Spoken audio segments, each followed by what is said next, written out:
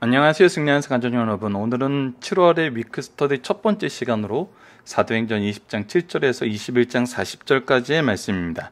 승리하는 삶은 말씀 중심 예배 중심의 성경 전문 교사를 양육하기 위해서 만들어진 성경 공부 교재입니다. 승리하는 삶은 2016년 7월 현재 사도행전 20장에서 28장까지의 말씀을 상고하고 있습니다. 발행해 계신 박윤일 목사님의 구속서로 조망한 성경 연속 강해집 사도행전 상고원이 이 책의 기초가 되었고 이 책을 근거로 편집이 되었습니다. 오늘은 주일날 위크스터디 말씀으로 전체적인 구조를 다시 한번 살펴봄으로써 말씀의 전반적인 흐름과 그 안에서 우리에게 하시고자 하신 하나님의 말씀의 본뜻이 무엇인지를 생각해보는 시간입니다. 구조를 보면은 크게 두 부분으로 나눠서 먼저 설명을 하고 있고요. 그래서 전반전은 사도행전 1장에서 12장까지 말씀으로 12장 24절까지의 말씀으로 우리가 베드로 행전이란 제목으로 구분을 했고 12장 25절로 28장 31절까지 말씀은 바울 행전이라는 제목으로 구분을 해놨습니다. 이곳에서 우리가 다시 한번 반복적으로 얘기하지만 무엇을 보는 거냐면 베드로가 무슨 일을 하였는가, 바울이 무슨 일을 하였는가, 이것을 보는 것이 아니라 하나님께서, 성령께서 베드로를 통해서 무슨 일을 하셨는가, 성령께서, 하나님께서 바울을 통해서 무슨 일을 하셨는가입니다. 이것을 보면은 여기에서 우리가 공통적인 것을 발견하게 되는데 그것은 무엇이냐면 하나님이 하시고자 하시는 일은 무엇이었나? 하나님의 뜻은 무엇이었나? 이것이 베드로를 통해서 일하시는 하나님과 바울을 통해서 일하시는 하나님의 동일한 부분이 있다는 겁니다. 물론 차이도 있습니다. 예루살렘 중심으로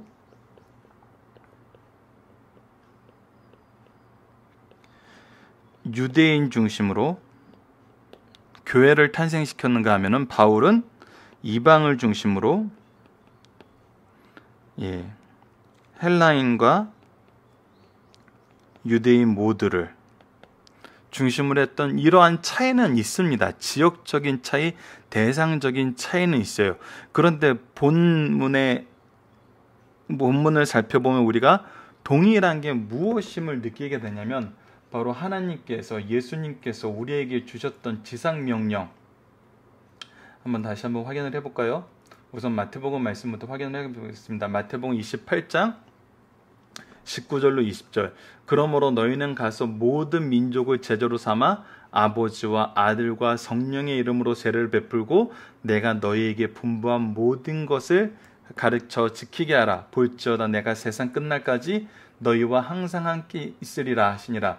이 말씀과 우리가 사도행전 처음 부분에서 이미 상고했던 부분 1장 8절 오직 성령이 너희에게 임하시면 너희가 권능을 받고 예루살렘과 온 유대와 사마리아와 땅끝까지 이르러 내 증인이 되리라 하시니라. 자, 하나님께서는 증인되게 하심, 말씀을 가르치고 지키게 하심, 그것을 통해서 제자 삼게 하심, 즉 영혼을 구원하고 예수 그리스도의 구속의 은총을 통해서 영혼을 구원하게 하심, 복음이 계속 전파되게 하심, 이것이 중심이었다는 겁니다. 이것이 계속 이루어지고 있다는 거예요.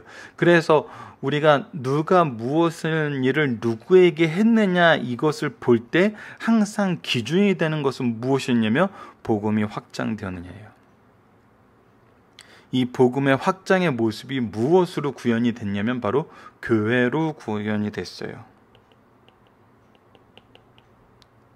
그래서 말씀이 있으니 항상 이 교회가 세워지면, 때로는 교회가 세워진 곳에 말씀을 더 세우기 위해서 갔던 것도 있지만 항상 예수 그리스도의 이름이 아니면은 이 교회가 세워지지 않는 것을 우리가 볼 수 있어요.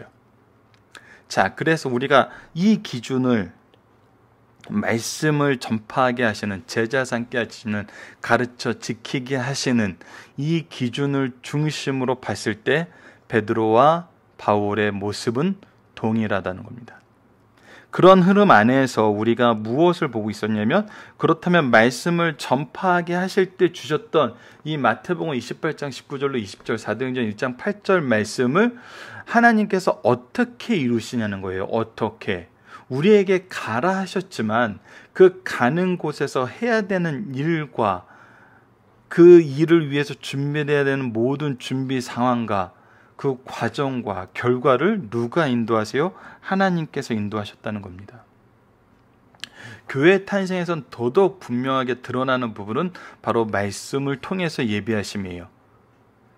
사도 바울의 설교가, 사도 바울이 아니죠. 전반전에선 사도 베드로의 설교가 방언에 대한 놀라운 사람들의 반응을 통해서 잘못된 해석을 통해 대해서 무슨 얘기를 하냐면 바로 요엘 선지자의 예언의 성취이고 시편에 기록된 다윗의 예언의 성취임을 분명하게 드러내면서 이것은 지금 너희들이 무엇을 경험하는 것이다?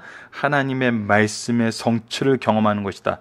그래서 나의 주관과 나의 경험과 나의 능력이 드러나는 것이 아니라 오직 하나님의 말씀이 드러나고, 이 말씀을 드러나게 하시기 위해서 우리에게 주시는 것이 무엇이다? 바로 성령의 은사이고 하나님의 역사하십니다. 그래서 이 은사는 때에 따라서 변해요. 장소에 따라서, 대상에 따라서, 때에 따라서 변합니다. 그것을 우리가 지금 바울의 선교 사역에서도 봐요. 다른 곳에서는 말씀을 전하지만 우리가 지금 이 아시아권에 들어와서 예배소 지역에서는 초대교회에 나타났던 것 같은 이적들이, 기적들이 행해지고 있어요. 무엇을 위해서? 예수 그리스도의 복음을 위해서, 예수 그리스도가 메시아이심을 드러내기 위해서. 그래서 모든 것은 예수님을 전하는 말씀의 포커스가 전해져 있는 중요한 것을 우리가 볼 수 있었습니다. 그래서 사도 바울이나 베드로나 언제 어디서 무엇에 힘써요? 예, 말씀을 가르치는 데 힘써요. 그리스도의 복음을 전하는 데 힘써요. 구약을 들어서 신약을 해설해 주는 데 들어요. 그 대표적인 모습이 어떤 모습으로 나타나죠? 바로 회당에 가서 그 절기 때, 그때에 읽도록 준비된 말씀을 통해서 누가 소개돼요? 예수님이 소개돼요. 이거는 성경의 본래적인 기능이고 내용이에요. 그래서 어느 말씀을 통해서도 우리가 예수 그리스도를 소개할 수 있도록 하나님께서는 하나님의 말씀으로 성경을 완성시켜 놓으셨어요. 그래서 우리가 지금 이렇게 사도행전을 묵상할 수 있고 승리하는 삶을 통해서 이 말씀을 볼 수 있는 이유입니다. 그래서 우리가 전체적으로 무엇을 보고 확인하냐면 바로 하나님의 준비하심, 역사하심, 결과를 이루심. 이 내용을 통해서 우리가 또 무엇을 확인했냐면 교회로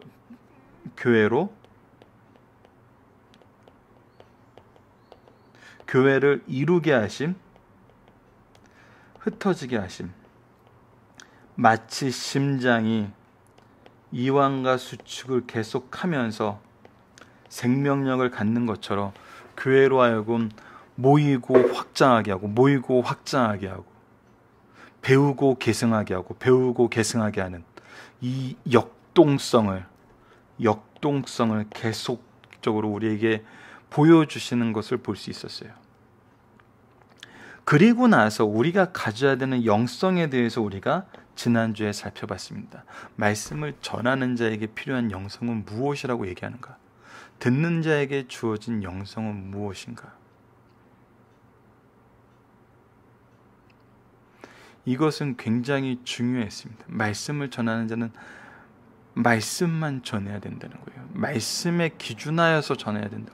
말씀을 통해서, 말씀으로 인해서, 이것은 정말 모든 것의 중심에 말씀이 있고, 이 말씀이란 것은 뭐냐면 바로 하나님의 뜻이라는 거예요. 우리가 전하는 것은 하나님의 뜻만 전하는 거예요. 하나님의 말씀만 전하는 거예요. 그렇다면 그것을 준비하시고 역사하시고 결과를 이루신 하나님의 역사가 우리를 통해 드러나요. 그래서 우리가 하나님의 일을 할 때 우리가 한다 하지 못하고 하나님이 하셨다라고 얘기할 수밖에 없는 이유가 바로 복음 전파가 말씀 중심이 됐을 때는 경험하게 되는 부분이에요. 인정할 수밖에 없는 부분이에요. 그래서 이것은 근데 동시에 우리에게 은혜라는 거예요. 우리가 능력이 있고 재능이 있고 현대적인 감각이 있고 이런 부분 사람만, 이런 은사를 받은 사람만 말씀을 전할 수 있다면은 힘들죠. 힘들 뿐만 아니라 이런 사람들도 자기가 자꾸 말씀을 생성해내야 돼요. 자꾸 말씀을 만들어내게 돼요. 스스로 시험에 들고 스스로 잘못된 복음을 전할 수밖에 없어요. 그래서 성경 말씀을 준 거예요. 성경 말씀을 있는 그대로 전하라고. 지난주에 발행이신 박유일 목사님이 외부 대학 학생들하고 강의를 하시면서 학생들이 물어봐요. 연속 강의 설교를 했는데 그러면은 이 다 돌아가면 어떻게 하냐고. 그러니까 신구약이 말씀이 다 끝나면 그 다음엔 어떻게 설교하냐고 그랬는데 얘기하셨죠. 40년 목회를 하면서 신약은 2번 정도 돌아갔지만 구약은 아직 다 하지도 못하셨어요. 그래서 지금 은퇴를 하시고도 구약 강해집 집필에 지금 계속 헌신하고 계시는 거예요. 이 얘기는 뭐냐면 어떤 목회자가, 어떤 스승이, 어떤 부모가 하나님 말씀을 전하는데 평생을 쉬지 않고 전해도 말씀을 한 번 온전히 전하는데 빠듯하다는 거예요. 우리가 다른 것을 먹이고 다른 것을 연구하고 다른 것을 참고하면서 다른 얘기를 하면서 이 복음을 전할 수 있는 여유가 없다는 거예요. 근데 이거를 굉장히 어렵게 생각하는데 아니에요, 여러분. 복음 안에서 복음의 흐름을 따라가면은 이게 은혜예요. 내가 이미 전할 말씀이 정해져 있고 전할 능력이 이미 준비되어 있고 전할 대상이 이미 있다는 거거든요. 여기에 하나님의 기준, 하나님이 하고자 하는 복음의 확장이에요. 여기에 플러스 다른 기준이 생겨요. 더 큰 교회도 하고 싶고 우리 자녀들 좋은 대학도 보내고 싶고 더 많은 부도 얻고 싶고. 자, 여기에 다른 기준이 들어가니까 어떻게 돼요? 하나님의 말씀이 성경 전체를 전한다는 것이 거치는 돌이 돼버리는 거예요. 근데 이런 기준을, 이 부분도 하나님이 은사로 주시는 거잖아요. 언제 어디서 무슨 은사가 필요한지는 하나님이 결정하세요. 물론 우리가 기도하고 간구하면은 하나님 나라는 침노하는 자의 것이란 것처럼 은사를 더하세요. 충성하는 자에게 하나님께서는 더욱더 은사를 더하시고 더 많은 영혼을 맡겨요. 근데 이것을 결정하시는 분은 누구시라고요? 하나님이시라고요. 하나님이 보는 기준은 뭐라고요? 말씀이 전파되는가라고요. 그럼 우리가 신경 쓰고 열심히 노력해야 될 부분은 뭐냐면 바로 성경 66권을 있는 그대로 본 뜻대로 전하는 거예요. 우리가 지금 현재 사도행전에서 이것을 지금 확인하게 되는 겁니다. 이것을 확인해요. 그래서 전반부터 후반부까지 전체적인 구조를 통해서 우리가 무엇을 확인하고 있냐면, 우선 낙서를 좀 지워보도록 하겠습니다. 내용을 보세요. 바울 행전을 통해서 나타나는 바울과 바나바의 전도 여행, 그리고 교회의 모습, 특히 이번 주에 나타나는 이 19장 21절로 28장 31절에 나타나는 바울이 로마 방문을 계획을 세우고 그것이 그 계획이 예기치 않은 방법으로 이루어지는 것을 통해 보면서 하나님의 뜻이라면 어떻게 서고 어떻게 나아가야 되는지, 바울이 어떻게 결정하고 바울과 함께 신앙생활을 하는 교인들이 특히 예배에서 장로들을 모아서 고별 설교하는 그 내용 안에서 장로들이 그것을 어떻게 받아들이고 예루살렘에 방문했을 때 들어와 가이사라와 예루살렘에서 보였던 그 형제들의 모습을, 성도들의 모습을 통해서 이 내용을 보자는 거예요. 어느 부분이 하나님의 영역이고 어느 부분이 우리의 영역인데 그 영역 안에서 다른 생각이 생겼을 때 어떻게 거기서 우리가 의사결정을 하는지. 의사결정이란 단어도 현대적인 경영학적인 용어예요. 우리가 무엇에 순복하는지, 우리가 무엇에 순복하는지. 이것이 우리가 바로 지난주에 얘기했던 영성이란 부분이에요. 우리는 무엇에 순복하는 신앙을 가지고 있느냐. 이것이 정말 바른 영성인가, 바르지 아니하는 영성인 거예요. 영성이라는 것은 하나님의 뜻에 순복하는 거고 하나님의 은혜를 누리는 거예요. 그래서 때로는 이 영성을 치유하심으로 표현하시는 분들도 있어요. 이것은 당연해요. 왜? 하나님이 우리를 온전케 하시는 그 과정이거든요. 우리의 영혼을 치료하시고 우리의 육체를 치료하시고 우리를 죄에서 구원해 주세요. 죄에서 자유케 하세요. 이 치유하심은 우리가 생각하는 대로 모든 것이 좋은 방향으로 나타나지 않아요. 때로는 사도 바울이 예루살렘에서 두들겨 맞고 죄인으로 지내게 하는 모습으로서도 거기서 하나님의 역사하심과 치유하심은 드러나서 무엇이 이루어져요? 믿는 자들이 계속해서 이루어지고 있는 거예요. 하나님의 역사하심이 이루어지고 있는 거예요. 그래서 많은 제 신앙의 선배님들이 얘기하시는 것 중에 하나가 뭐냐면 교회의 숫자를 보지 말고 교회에서 제자됨을 봐야 된다고 얘기해요.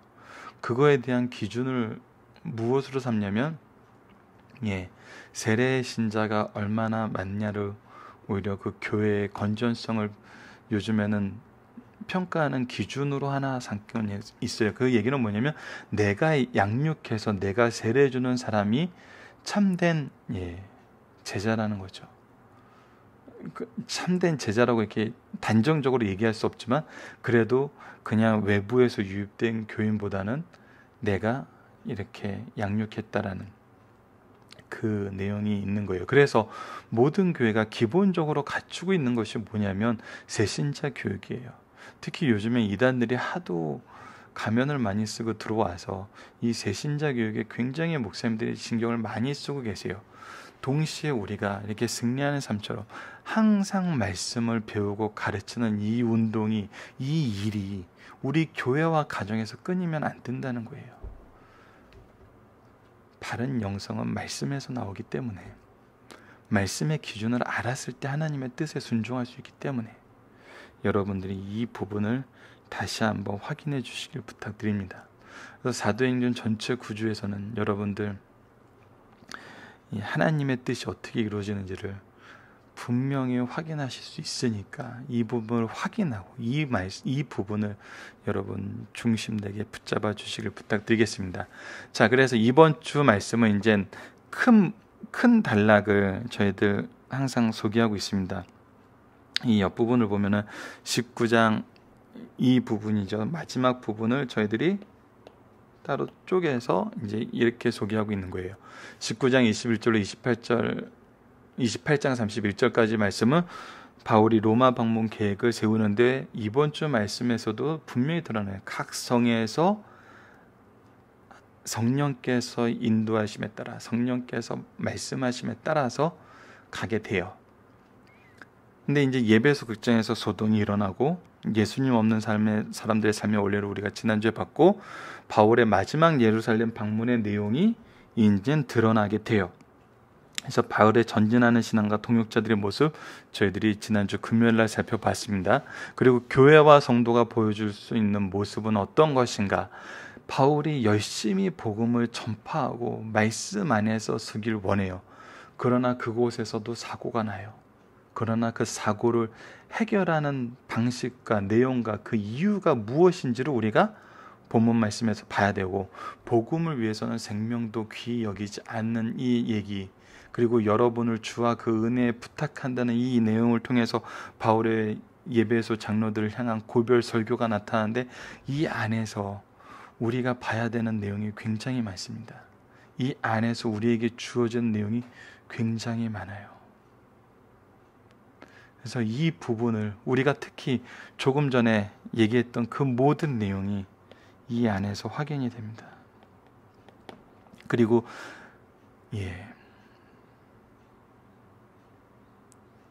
요한복음 마지막 21장 말씀과 연결해서, 구약의 몇 가지 말씀과 연결해서 피에 대해서 무죄하다는 부분, 이 부분이 이번 주에 좀 더 중심 깊게 살펴볼 제목이에요. 왜? 이 부분이 복음을 전하는 자의, 그리고 우리 부모의, 선생의 기준이 될 부분이거든요. 우리를 판단하시는 하나님이 주신 기준이 분명히 드러나고 있어요.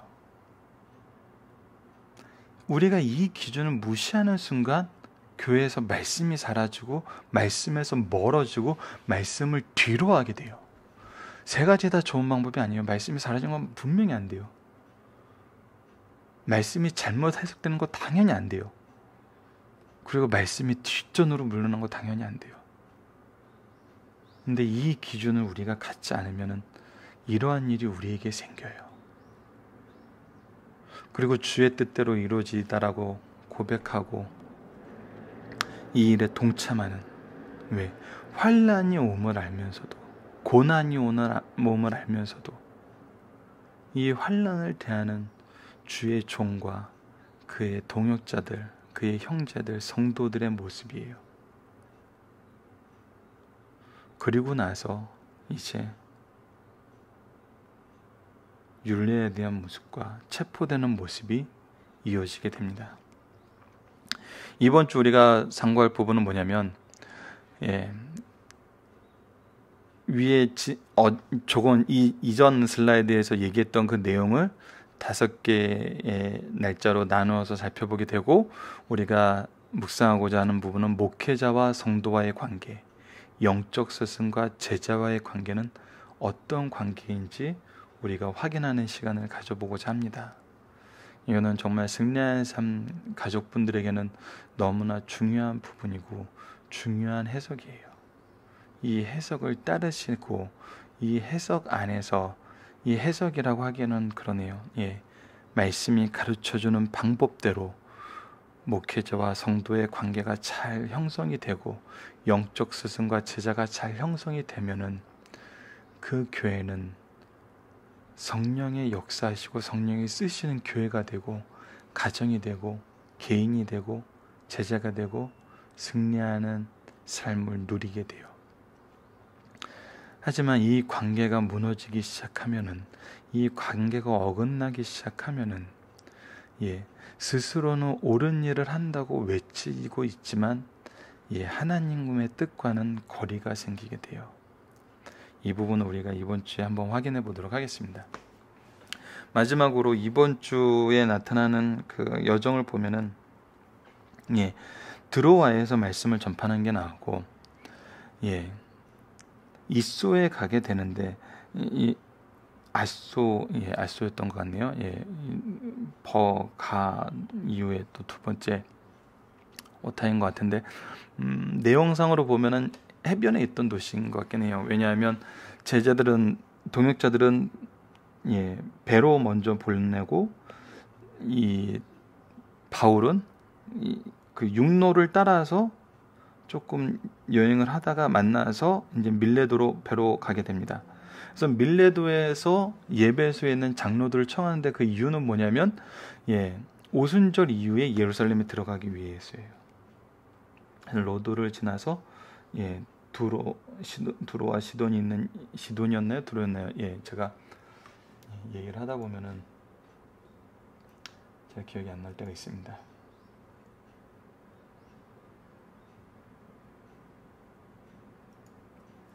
예, 21장을 보면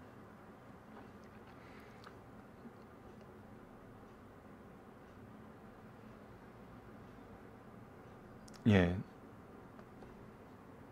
두로에 상륙하게 되는, 예, 두로가 맞습니다. 두로에서 가이사라로 갔다가 예루살렘에 올라가게 되는 게 이번 주에 우리 말씀에서 상고하게 되는, 예, 과정이고, 밀레도에서 예배소 장로들을 청한 이유는, 예, 바로 예루살렘의 오순절 이전에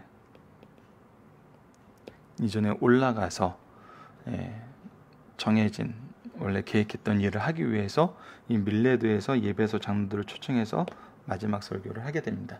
이 내용을 이번 주에 상고하게 되니까 여러분들 지도 부분도 이걸로 이제 바울의 3차 선교 여행은 끝나게 돼요. 그래서 이 내용을 한번 여러분들 다시 한번 확인하시고 이제 전반적인 이 선교의 내용도 복습하시는 시간을 가졌으면 합니다. 오늘 위크 스터디 이걸로 마치도록 하겠습니다. 감사합니다.